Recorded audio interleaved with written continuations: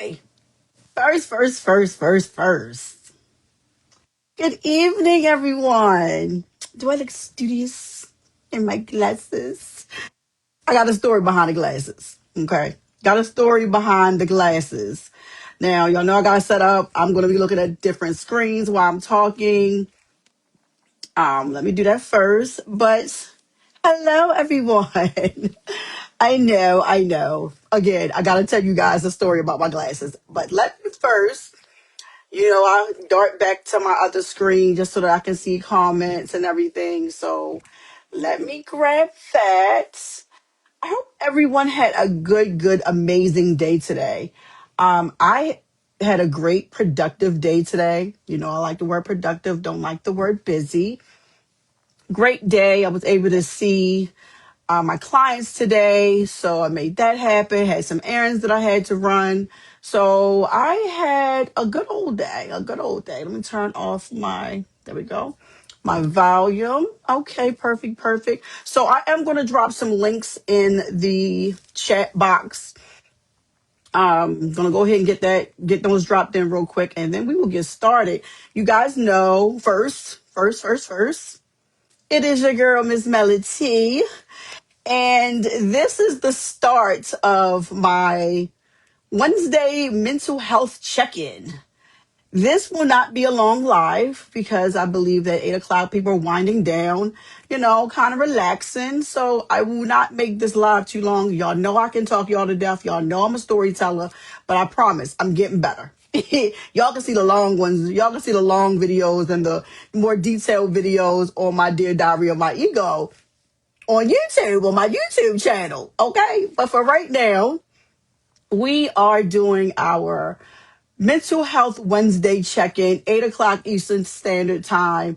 And this week we're talking about mental health. It will not always be about mental health, but if you guys do not know, I work in mental health and substance abuse. So a lot of the content that we are talking about will be partly about mental health, your ecosystem, and how all those things align. Okay. So now that I've given out my little spew, so let's talk these glasses. Let's talk these glasses. Okay. Let me tell y'all about these. Hey guys, hey girl. I gotta give y'all give you the tea and the skinny on my glasses. But before I do that, I would like to drop some links in here for you guys to see. Hey, how you doing, girl?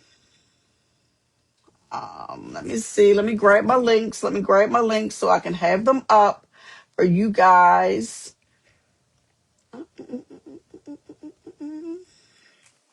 Okay. So I'm gonna put these in here. Oh.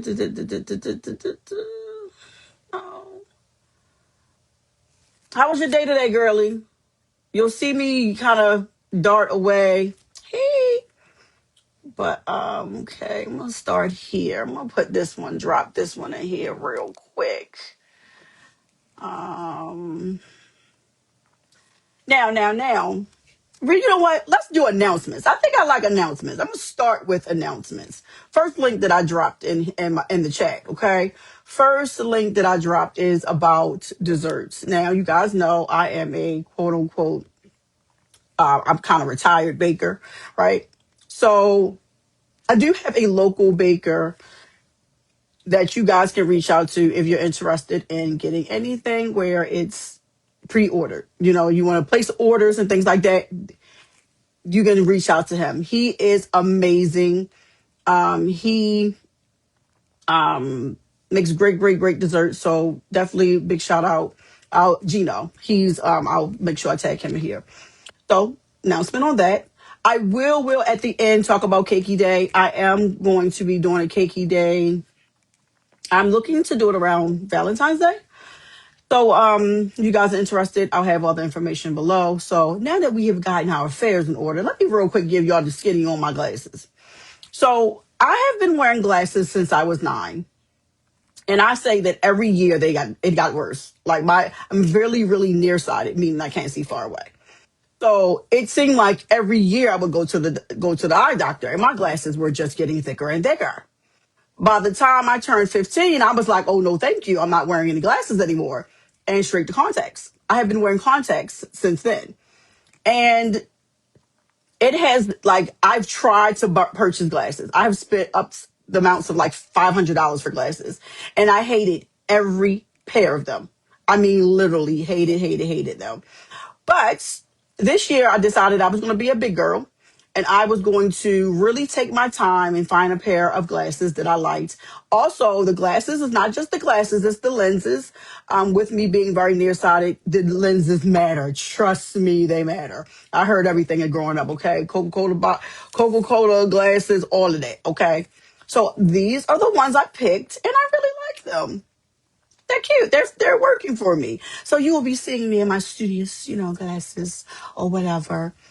Okay, enough with all of that. Let's get to it. So, Lisa, honey, hey, thank you for joining. So, let's talk mental health. Before I get into my spew, let me also say this. I am not a therapist. I do not diagnose. I do not treat. I am a self reflection mentor. So, a lot of what we talk about is just self reflection, things for you to think about when it comes to your ecosystem and how you maneuver things in the world. And maybe getting an understanding of how you could take a little bit of nuggets from other people and apply it to your own world. Okay? Perfect. So, today, I didn't want to do a deep dive into mental health, but I did want to skim the top a little bit. Okay? And I wanted to start with posing a question to everyone. And my question is, how do you maintain your mental health? This is a very vague, this is a lot. You could say a lot of different things. But a lot of the times when I pose these type of questions to people, they start giving out things that they do. Like, for example, people will say, like me, I'll give my example, but people will say, well, I go to sleep. I shut down. I don't talk to nobody. I just kind of like, deal with things on my own.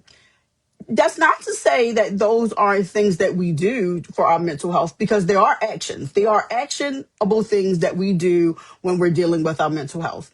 But most of the time when people answer that question, they're giving triggering things. They're giving reactive coping mechanisms that they're giving. So, for example, I will raise my hand on this one. When people would ask me that question, they'd be like, I would drink. Yep. I'm stressed.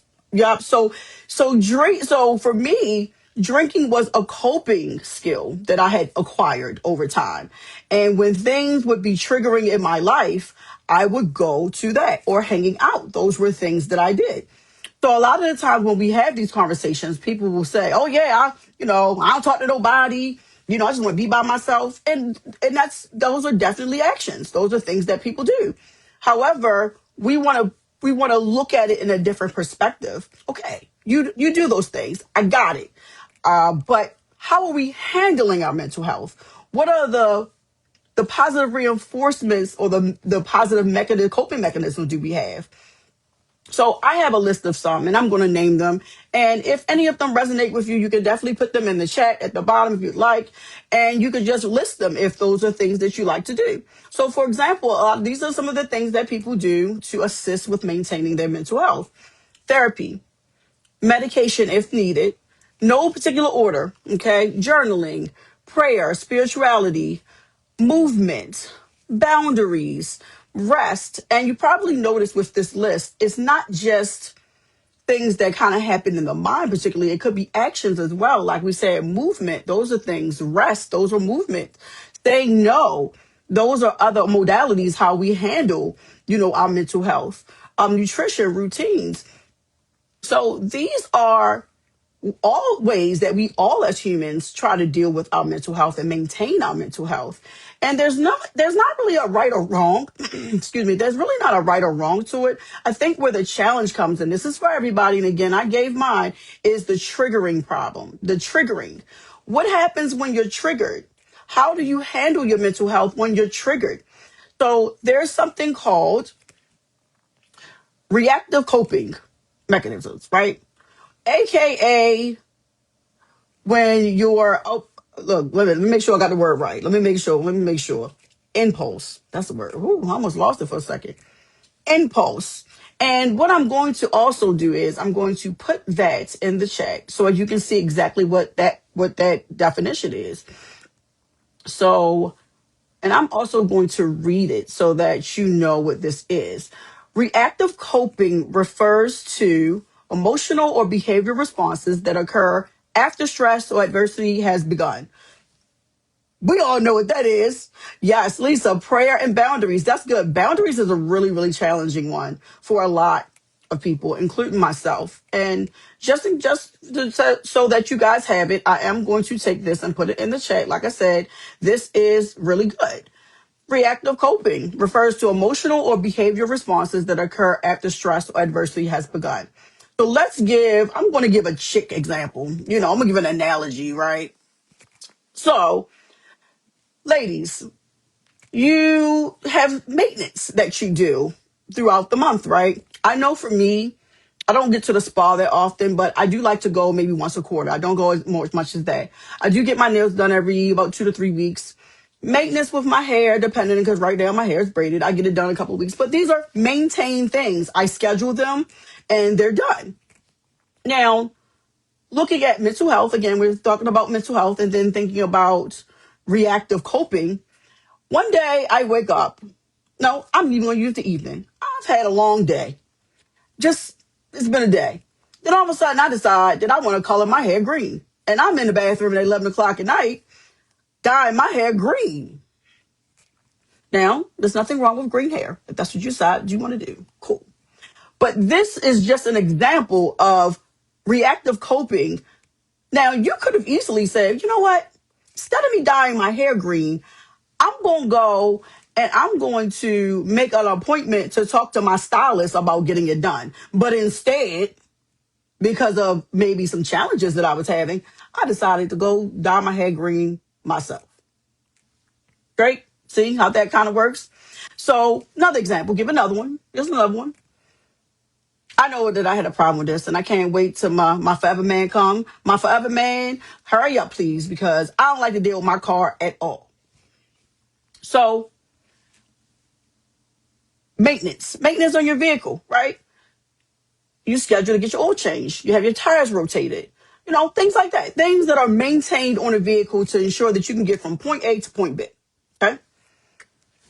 So your check engine light comes on.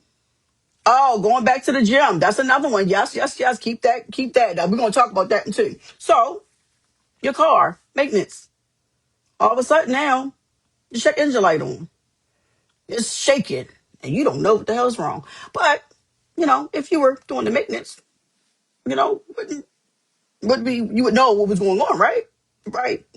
Two different examples, but coming back full circle for mental health. These are things that we need in order to maintain our mental health.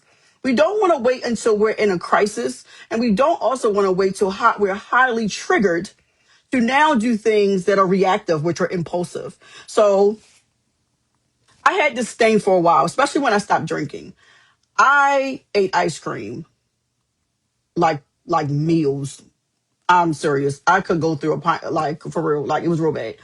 But I'm using that as saying that that was my way of coping. That was like a coping skill for me for some time because I gave up one thing and started another. But in mental health, like we were just speaking about, we have to do maintenance for ourselves. I like to call it my ecosystem. All of this is my ecosystem. And it's important for me to find the correct ways of maintaining. And it's not just about, like, oh my gosh, I'm not crazy. I don't need to go see a therapist. I'm using this for an example. There are a multitude of things that you can do to ensure that your ecosystem is aligned or at least somewhere where it needs to be. Because we're not out here trying to be perfect. Okay. This is not perfection. We're just looking for ways to keep those triggering things to a minimum. And then we're also trying to ensure, excuse me, also trying to ensure that we're not getting higher to that crisis because the crisis happens, especially when things are not going the way that you need them to in life, right? So we want to ensure that we're keeping those levels low. But in order to do that, we have to keep the maintenance of our mental health. So again, going back to what we discussed, we talked about therapy, medication, no particular order, boundaries, rest, saying no. These are things that we have to work on. And depending on your ecosystem will depend on what you want to do. I very much transparent. I get up on this good social media and tell y'all all my business. I go to therapy on a regular basis, on a continuous basis. I don't really feel right if I'm not speaking to my therapist on a regular basis. And that is something that I chose to do for my ecosystem. We have to listen to this. We have to listen. Um, Lisa, you were just talking about going to the gym. Perfect way. Not only are you killing two birds with one stone, you're helping your mental health. That stress, you're getting that stress level down, and you're also working on your body, which we all, we also know that this is our vessel. We have to maintain it, right? So these are all the things that, we have to think about. And again, they're going to be different from person to person. Lisa talked about how she does spirituality. She prays and then she goes to the gym. Those are things that she does. But see, I may say, well, hey, you know what? I like therapy. And one of the challenges that I have is not saying no. So those are things that I'm maintaining. And in order to maintain it, you have to use it. You have to maintain, you have to study, you have to do all these things to maintain, like, that's what you have to do, right? So me giving you, like I said, I'm kind of bringing you guys into my world, telling you exactly how, things that I deal with as well. Even though I get up on here, we talk about a lot of things. I'm going to school right now to receive my human services degree. I'm also working on my certification to be a community caseworker. I'm still human and I still go through the same struggles anyone else does. So when we have these conversations, it's not at all about and having and as your self-awareness mentor, right? We're having those open conversations. So this is just one of the many conversations that we can have about mental health, but this is what part one of what I wanted to discuss, and we'll definitely dive into it more. So my take from this, and this is like, again, the challenges that we have. We want to try to keep the maintenance completed, keep working on the maintenance so that we don't have those times where we're broken down on the side of the road, thinking about your car, in the bathroom at 11 o'clock at night, dyeing our hair green. These are things that transpire, but you have to know those things that you need for maintenance. So, guys, thank you so much. This is all the information I had for you. See, I told y'all I wasn't going to talk y'all to death today. I told y'all know when I get to going, I can't stop. But I'm getting better with my timing, and I want you guys to sit with the conversation, sit with the information given, and see how you can use those nuggets into your personal life. Listen, this is just more to come. Please, please, please check out my channel on YouTube, which is Dear Diary of My Ego. We're going to be doing episodes starting this Sunday, so it's going to be amazing. I am working on my content space, so that is something else that I want to show you guys. Listen, Miss Melody is over here working, okay? Working, working, working. And hopefully I can assist you guys and you all can assist me too with things that we feel can be a struggle and challenge throughout this lifetime with us. But I'm always about hitting the ceiling. I'm all about, bettering ourselves, all about working on our ecosystem. So stay tuned. Thank you again, and we will talk soon.